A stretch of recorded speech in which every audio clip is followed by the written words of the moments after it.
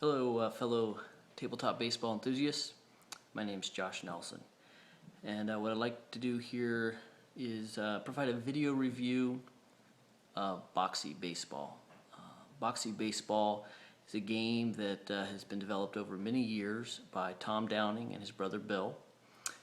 It is a game that has multiple versions. We're going to be looking at the Easy Play version, and I think it is one of the finest games you can play. It has been a game that has lived on my tabletop for the last 2 years, and I enjoy it immensely. It is one of the lesser known games, so not as much information is out there on it, and hopefully through this video we'll get a look at the components so you can get an idea of what the game looks like, and then just maybe a couple of at-bats to give people an idea of how the game plays and what it looks like. So some of the things I love about the game, just to start off with, it is a game that has a very deep pitcher and hitter interaction. You're going to see that in some of the examples that we do with the at-bats. It also has a large variety of results. You're not going to get the same result on a ground ball to the shortstop, a hard ground ball to the shortstop even. You can have a variety of different results depending on the hitter, their base speed, the runners on base, even the fielding ability of the fielders. So there's a lot of variety built into the game. And then there's a lot of visualization of results. This is a big thing for me. Some people may not like it. I've always liked it. I played Dynasty League Baseball. I still do. Love that game as well, and have always loved the descriptive results that you find in that game. You find that here as well. When you get an error, it's not just an E1 or an E2. On the shortstop, you're going to see that the ball was booted off of his glove and went ricocheted into the outfield, with a variety of then base running results depending on the runners on the base. So this is some of the highlights of this game.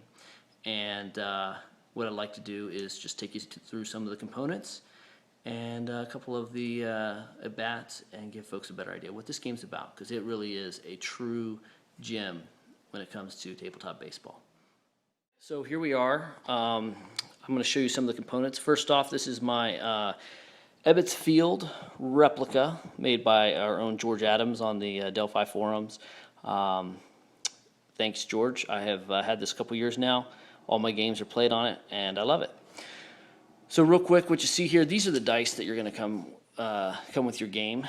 It's the 0 has a little E on it, which is important. It's to help you remind you to check for an error. We'll talk about that later. But one of the things, it does not fit in my dice roller, as you can see. So I actually have substituted. I don't really use the big die. I use a smaller die 10, and it fits through nice and easy. So those are your dice. You've got your black and white. I just wanted to show this die, though, because I think it's a really cool thing. It's a huge dice, and you'll see that 0 and that E comes in to play later. So what does your game come in? Well, it comes in this really nice box. Tom is real big on components, and that's what you're going to get here. It's a nice box, little logo here on the top. Lets you know it's your Boxy Baseball game. And then over here we got the charts to the game. This is a trifold chart that you'll see here opens up and gives you on both sides basically 6 pages worth of charts, if I can get it open. And you know, gives you all your results. As I was talking about earlier, you got your range play descriptions over here. So you know, if we're looking here, it's hard to see if it'll zoom in, but you know, a double into the gap, the outfielder sprints into the alley and makes a going away grab of a line drive headed up the gap. Runner on third scores. All other runners hold, having to sprint back to bag, sinking the drive with a sure hit. So these are the kind of things you'll find here. You've got your outfield errors over here. These are your error descriptions, and back here is your weather and home run stuff. So it's all your charts right there. I actually have a second set of charts that I play with as well. These are the same range play descriptions, but I keep it open to the range play descriptions because those come up probably the most of a lot of the things. So this is a second set of charts I have from Tom, and I use these to quick reference the range plays. Here we've got a set of wild play charts. Wild plays are big for me. I want to see wild plays in the game, and they're there. You've got front and back.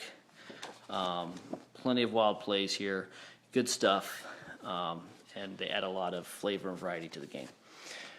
This is your manual, and this is one of the things, and I'll be, as a huge fan of the game as I am, the manual still has a ways to go. It's come a long ways, and Tom has done a good job cleaning it up. But I do know that it's daunting to some people. It's almost 40 pages long, and there's a lot of info in here. However, most of them are examples on how to play the game. Once you know the game, you won't be referencing this manual that often. I keep it handy, but I haven't looked at the manual in a long time, to be honest with you. This is just an example of the score sheet that comes with the game. You get a certain number with the game, and then you can print them off the website. So it's got some boxy-centric stuff. You got your wind and weather, velocity, your deep drive effects on the wind and weather, and you can put those up in there. And so it's a pretty standard score sheet. All right, so we already looked at the dice. The game, this is easy play. There's also an under the hood version, which is just all dice. You're not going to be using fast action cards. And then there's also a classic version, which is a mix of dice and fast action cards like this version. But this is the easy play version, and I should say easy play does not mean that it's easy to learn. There is a learning curve, but it is easy to play once you know the game, and the payoff is great. These are what your fast action cards look like. Up top here, these are where we're going to be looking for interaction between the pitcher and the hitter. These numbers in black are the hit rating of a hitter, and then the number in blue is basically what you're going to be taking into account to determine the results of that at bat. Down here in the middle, this is for our range checks. So in this case, if there was a range play, any fielder rated 1 or 2 would make the play. A 3 or a 4 would fail. Fielding ratings are on a scale of 1 to 4. 1 is excellent. 2 is a good fielder. 3 is average. 4 is your poor. I think Delman Young out there. Then at the bottom here, outfield check. These are for plays. Think of a ball hit in the gap or down the line. It's a chance for a double on a single. Or a long double, if you will. But this is a chance for the outfielder, whether it's his arm or his range, to take that double, make it a single, or take a single and play it into a double.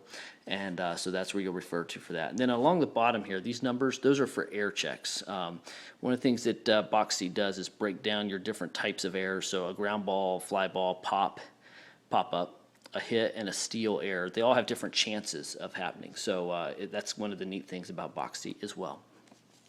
This is a little card I keep handy when I play. It's the game abbreviations chart. I just keep it mainly for some of the breakdown of the deep flies here. You get these memorized pretty quick. Sorry that my camera's not focusing for you. But you get the hang of it pretty quick. I just keep it handy though. A quick reference, a lot of good information here. I always keep it just to the side there. All right, so let's look at some of the actual playing cards. What I've got here is Tom's recent release 1985 set. I've been waiting for this set for a while, and it came out in December. It's fantastic. I've had a great time with it. I've got the Mets and the Cardinals, that great National League East race that year. And we'll look at some of the player cards here in a minute. Before we do that, though, I have the stadium cards that go with each of these teams. So here we see Shea Stadium and Busch Stadium with a nice picture. So you'll see the data here. You got home run ratings to left, center, and right, and the ballpark data, the distances, the wall heights. Those ballpark peculiarities are a really neat feature of Boxy, something that I really like. And there's none here, but it might be something like Yankee Stadium, the large foul territory turns a possible range play or hit into just a foul pop because there's a large foul territory. Or in the old Forbes Field, you might get a triple into the gap because of its Forbes Field.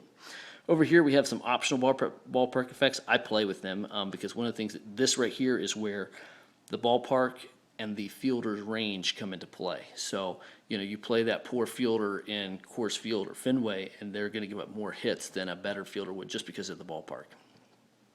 Here we see that Shea Stadium is pretty average on singles, and it's not much of a doubles or triples park. You see a lot of outs there. And then on the flip side is all your weather data. So like before the ball game, you're going to roll for day, night game, temperatures, wind direction, and velocity. It's all right there on the back of the card. Makes it easy. It's nice to have that there. Just take a look at Busch Stadium because I want to show you there's a contrast here. First off, you look at Busch Stadium's numbers. You can see that's -4, -4, -2. That's a pretty substantial non-home run field, if you will. It's not a hitter's ballpark when it comes to home runs. But we look down here, we see the doubles and triples are more, there's quite a few more results here on the ballpark effects. That's because you're going to see more doubles and triples at Busch than you would at Shea Stadium. So no peculiarities there. And again, the standard, you got the information for the weather on the back. So those park cards are really nice. Now we are going to look at the actual cards themselves. So here's your card. Each team comes with a nice cover card, and on the back here is some information about all the positions that each player played, just so you have an idea, a quick reference of where they played. That's all. It's on the card, but for some of them, they'll play so many positions they won't all be listed. So let's first, you got Dwight Gooden. This is his pitcher card, and this is an outstanding pitcher card, as it should be. He was 24-4 with a 1.53 ERA that year. So what we see here is Dwight Gooden. He is a right-handed fly ball pitcher. You see that across the top. I'll set this down so I can show you. So he's a fly ball pitcher.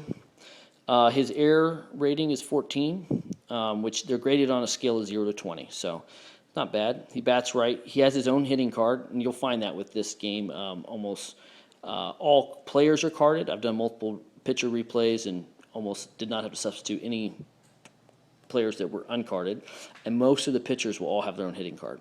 Now we have his stats. He had 35 games started, 276 innings. We already talked about his one-loss record and all that. Now here we have the fatigue ratings. There's two different fatigue methods in the game. I use the level 2 fatigue, so 22. As you read it in the rule book, you might think it's complex. It's really not, and I really like it. Over here are his stolen base ratings. That stolen base, think of that as stolen base rate and stolen base frequency. So those are both average. Zeros are average. Negatives would mean he is good at holding the running game, or guys are not successful against him. Plus would mean that guys run on him more frequently. This is one of the neatest things in this game is pitchers are rated, starting pitchers are rated for how they do early in the game, which is the first inning, and then late, which is the 7th inning on. And actually Dwight here is not that good. You have A, B, C, and D are your ratings, and E, I'm sorry. And these ratings, when I first started playing the game, I was not sure about this. I thought, well, how often is it going to come up? It comes up enough to matter, but not so much that it overtakes the game. It's really well done. Here's his wild pitch rating. Anything positive is actually pretty good. So he's got a pretty good wild pitch rating. Pickoff and balk rating is rolled into 1. He's fair, which is below average, so he's not great. Means he's gonna he might pick off some guys, but he's also gonna balk a little bit. And then here we have his home run ratings versus lefties and versus righties. -10 is the best you can have, and then it just goes up from there into the positives. He's got a -8 versus lefty, -2. Those are both outstanding ratings. And one of the things I love about this game is every single home run takes into account the pitcher, the ballpark. We talked about these ballpark ratings, those numbers, and then your weather ratings. So the weather, the ballpark, and the pitcher, plus the hitter, obviously, because it comes off the hitter card, are all taken into account here. All right, now we look across here. We have a hit rating, walks, and strikeouts. You see the strikeouts are all blank. Well, that's because he strikes out a lot of guys. I'll show you later with the at-bats, but he's going to strike out quite a few guys, as well as he has some strikeouts in this column, so he can turn a walk into a strikeout or a possible hit into a strikeout. He has a very good walk rating versus left and right, -1. -2 is the best, as well as for guys who are really extreme. Think Carlos Silva in 2005, who I think walked 9 guys all year. He would have an extreme walk rating, which means that he can then furthermore block more walks. And then over here, his hit ratings, again, these are outstanding. You'll see the split here where it says batter slash line out one. What this means is that when no one's on, you're going to use the batter result. Think of that as a blank. But when runners are on, it's going to be a line out one. So he's going to block the possible hitter result there. And that is replicating pitchers who do well with runners on, or you might see that flipped. You might see a guy who does great when the bases are empty but gets runners on and gives up some hits. So that is a pitcher card. And we'll just look real quick at a Met. This is old Keith Hernandez. You see he plays first base. He's a 1. He's excellent in the field. We know this. And an 18 ERA, that's outstanding. He's a left hitter, and he's normal. That means he's ground ball, fly ball. He's kind of in the middle. He's not a predominantly ground ball or fly ball hitter. Base running. Base running's on a scale of A+, A, B, C, and C-. So he's basically on a scale of 1 to 5. You'd say a 3. He's average. These are the same thing, stolen base rate and stolen base frequency. -2s, yeah, Keith's not going anywhere. He's not much of a base stealing threat. And there's an automatic base stealing system in the game as well as a manual one. I use the automatic. I love it. It's fantastic. And he's just not going to steal that often. Here we have the verse left and verse right number or stats. And I'll point out here, it gives the stats. He hit 303 versus righties, 315. The home runs and RBIs are composite, so that's his stats for the year. He didn't hit 10 and 91 exactly versus left and right. That's just a composite. But he's got the number of at-bats that he had versus each side. So over here, all right, so here's Keith's hit ratings versus left versus right. He's got an 11 hit rating versus left, which is better. So we look over here on a card, you'll see from 0 to 18.5 are in increments of 0.5 or what they're rated at. So he hit 315 versus lefties, 303 versus righties, so we see the 11 and the 9.5. This SP, this is his scoring position rating. So hitters are rated for how they hit with runners in scoring position from -3 to +3 with 0 in there. So 7 total ratings, and they really do come into play. We'll look at that a little bit later. It's really a fantastic system. The HR, that's the hit and run. A is the best rating, and really this is just a informative rating for you. It doesn't come into play in terms of we go to a chart and he uses the A or anything. It's just letting you know, hey, Keith puts the ball in play if you want to hit and run with him. He's a good guy to do that with. Bunt, he's got a poor bunt rating, and if we looked at the bunt chart, there are actually a total of 5 bunt ratings, from excellent to poor. He's poor, so he's not a guy that is going to lay down a lot of sacrifice bunts. My guess is that in 1985 the Mets didn't ask him to do it very often. But then over here to the right, what we see here, you'll see the UTH. That's for under the hood. That's the under the hood version. And one of the things that Tom has done recently is this is done in what's called the universal card format. You can use this same card for either the Easy Play or the Under the Hood version. I actually have Under the Hood. I have played it. I prefer Easy Play, but it's there. That's what that is. Those, as you see, the hit ratings are a little bit different, and it's a whole different routine. Here you see normal and weak. What this means is he's got normal power in terms of extra bases, doubles, homers, and he's weak versus the lefties. And then here we see on this card, it's just like you're using these 2 dice that we looked at it earlier to generate results. So a 26, we look down here, 26 versus a righty, we'd have a SN2 versus a lefty, it'd be an RG3, and we'll look at those a little bit later. Couple things to note, you see this RNG, that means it's a range play. You'll see if he had a scoring position hit, he would have, that would be on here. In fact, Ray Knight, who we see here, he had a scoring position rating of 3 in 1985, and you'll find 3 scoring position hits on his card. There's 1, 2, and 3. So that would mean if there's runners in scoring position, you roll off that chart, and he gets a hit for you. All right, so that is a hitter card. You got the Cardinals over here. Same thing, you got Willie McGee, who was the MVP of the National League in 1985. And you just get an idea. He's a center fielder, played left field a little bit. He's a good, not the greatest, but he's a good outfielder with a 2 in center. That B in the parentheses, that's his arm rating. A, B, C, and D are the arm ratings for the outfielders. His air ratings, you see there. His base running, he's an A+. You can see a lot of Cardinals with A+. They were running. Here we see his stolen base ratings. Look at that, 3 and 3. That's pretty good. He's going to be running a lot. He hit lefties and righties pretty good. So he's got 12s across the board there for his hit ratings. His scoring position rating, you can see here, is a 2. Here's something interesting. You see he's a hit and run A versus righties, hit and run D versus lefties. What that means is he didn't put the ball in play as much versus lefties. So he's probably more susceptible to the strikeout than he would be versus righties. So Ozzie Smith here, he does get the 1 rating, pretty good air rating. That double play rating. Middle infielders are rated for how they turn the pivot. Minus is good, 1 is bad, 0 is average. So he gets the -1. He is really good. Again, you're going to see a lot of A+ runners with the Cardinals. And Ozzie is a very good bunter, and he's good at the hit and run. He's a very, very useful player in 1985. So that's a look at the components. And what we'll do now is we'll go through a couple of at-bats. So this is how I get my setup for when I'm playing. So I've got my ballpark card here in the outfield there. I've got my fast action cards here. Got my abbreviation card here. And then we'd have our player cards down here. I'm not going to keep score or anything. I'd usually have my score sheet out here to the right, but we're just going to go through a couple of at-bats, give you an idea of what how the game plays. So here we've got Dwight Gooden on the hill, and we'll have the aforementioned Willie McGee face off against him.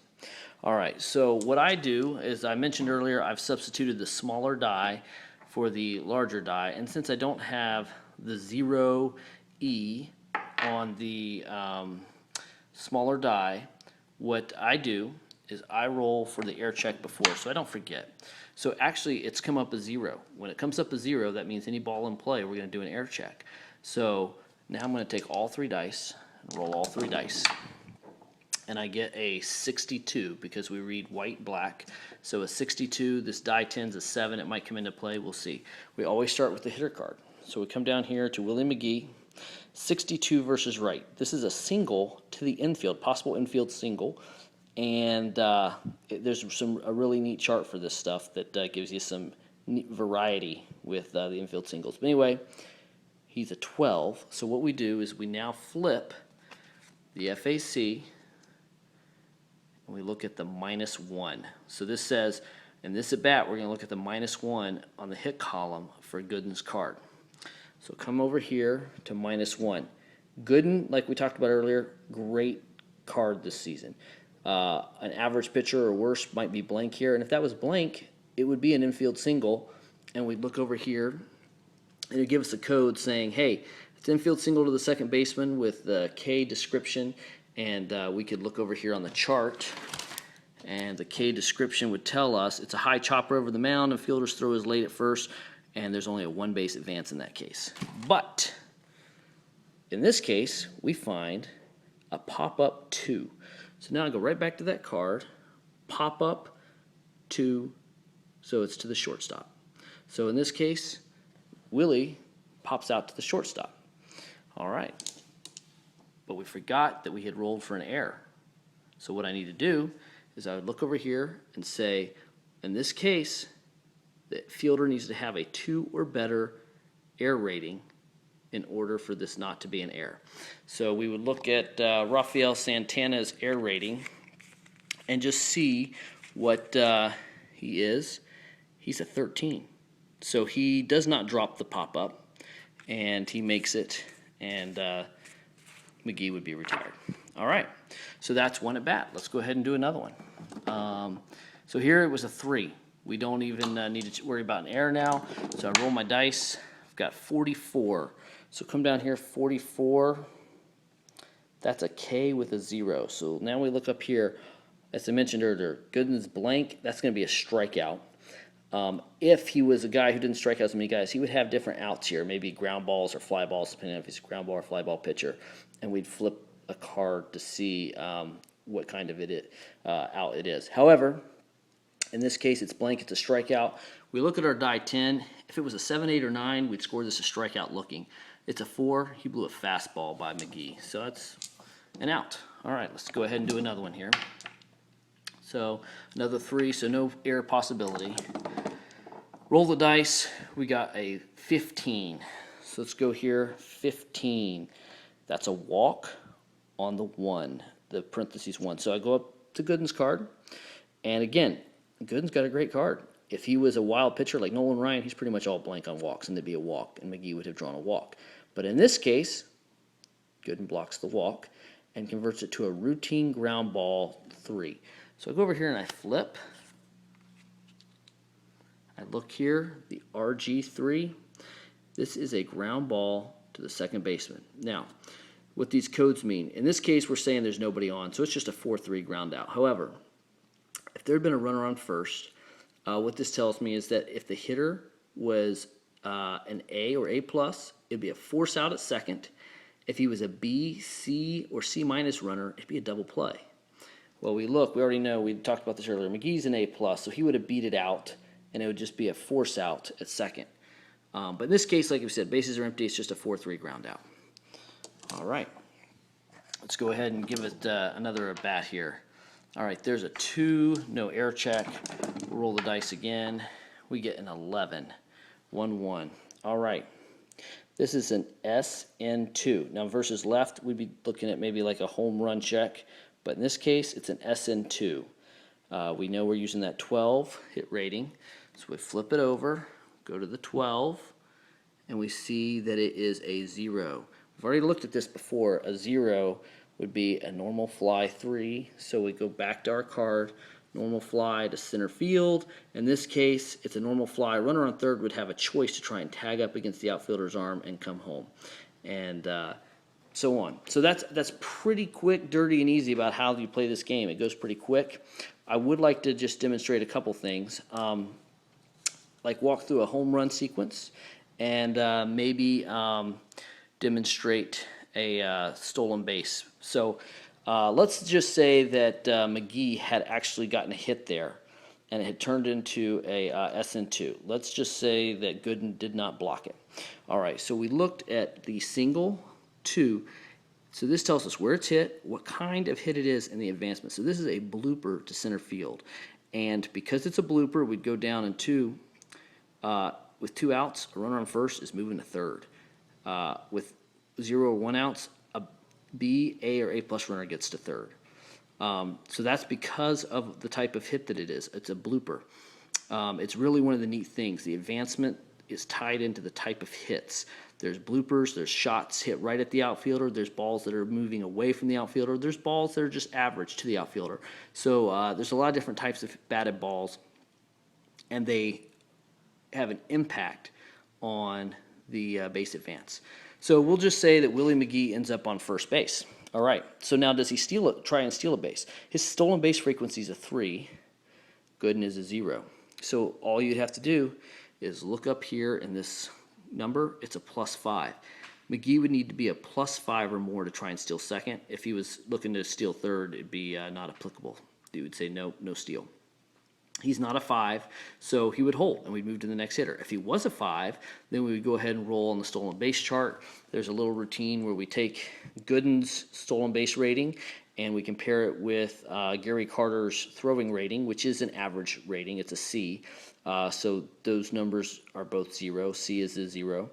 And so then we'd use this number, the 3, and we go to the stolen base chart, and we'd roll the dice and see if Willie McGee gets a stolen base, caught stealing. He could get picked off. He could get balked over. Lots of different things could happen.